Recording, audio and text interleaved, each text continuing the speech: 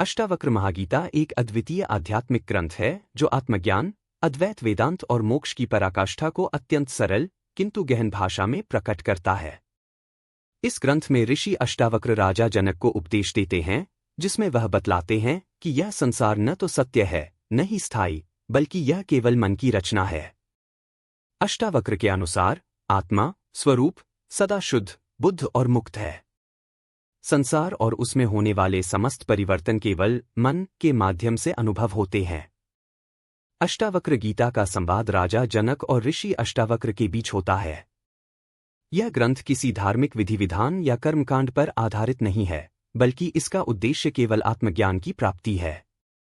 अष्टावक्र पहले ही स्पष्ट कर देते हैं कि आत्मा शुद्ध, अचल, निर्विकार और सदा मुक्त है। केवल अज्ञानवश व्यक्ति स्वयं को शरीर, मन या संसार से जोड़ लेता है।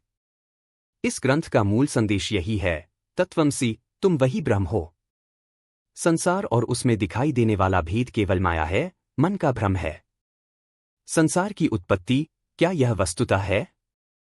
अष्टावक्र महागीता कहती है, मुक्ताभिमानी मुक्तो ही बद्धो बद्धाभिमान्यपि, किंवदंती ही संसारा सत्यं चित्तं समाश्रितः। अर्थात जो स्वयं को मुक्त मानता है वह मुक्त है, और जो स्वयं को बंधन में मानता है वह बंधा हुआ है।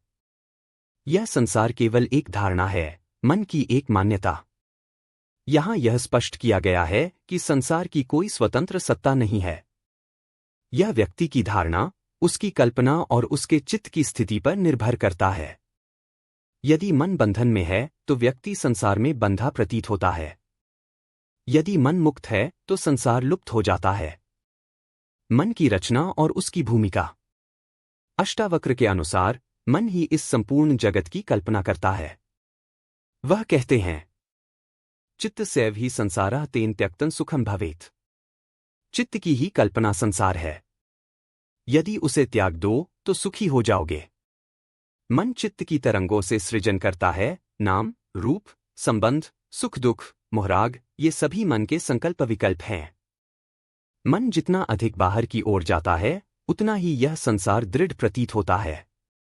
जैसे स्वप्न में हम अनेक घटनाएं अनुभव करते हैं, लेकिन जागने पर वह सब व्यर्थ प्रतीत होता है, वैसे ही जब मन शांत होता है और आत्मा में स्थित होता है तो यह संसार एक स्वप्न मात्र प्रतीत होता है। अद्वैत और माया।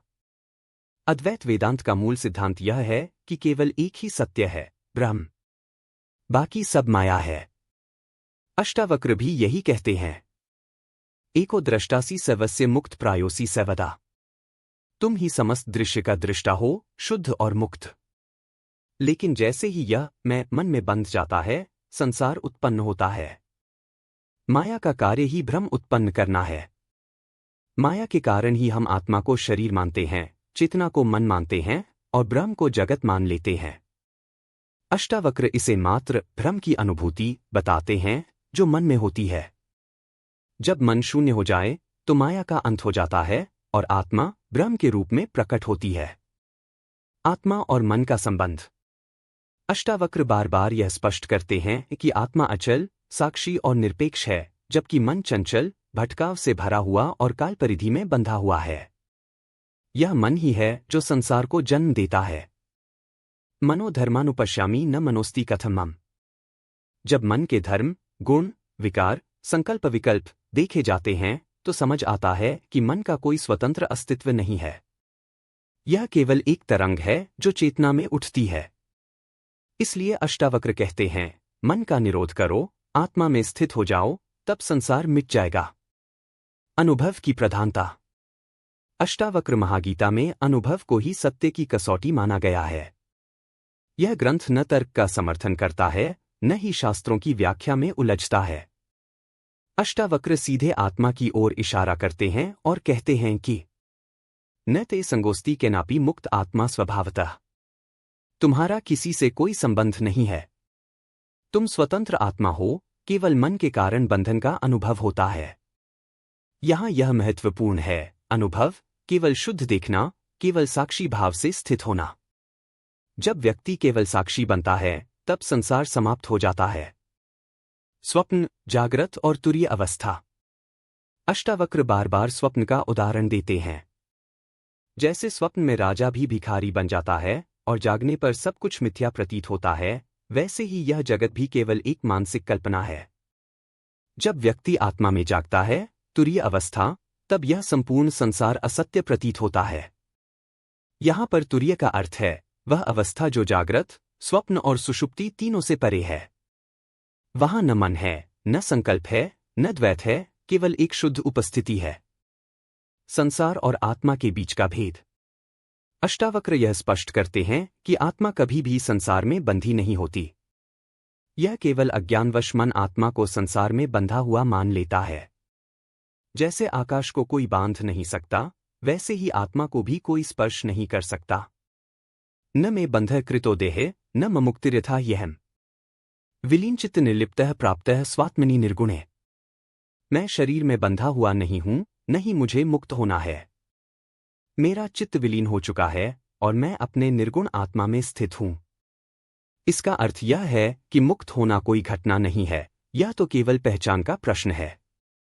जब व्यक्ति मन से तादात्म्य छोड़ता है, तभी संसार भी समाप्त हो जाता है।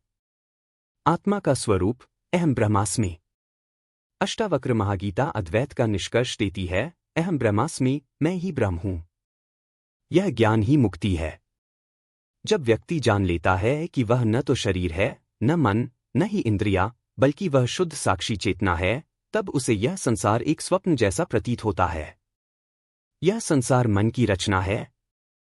हाँ, अष्टावक्र महागीता के अनुसार यह संसार मन की रचना है। यह कोई ठोस, स्वतंत्र सत्ता नहीं है। यह केवल उस चित्त का विस्तार है जो संकल्प विकल्पों में उलझा हुआ है।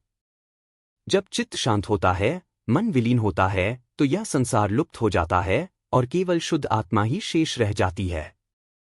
इसलिए संसार की उत्पत्ति मन से होती है और उसका अंत भी मन के लय में ही होता है। अष्टावक्र महागीता केवल एक दार्शनिक ग्रंथ नहीं है, बल्कि यह आत्मा की मुक्ति की सीधी राह है। यह हमें बताती है कि तुम पहले से मुक्त हो, बस मन को शांत करो, साक्षी बनो और संसार को केवल एक भ्रम की तरह देखो।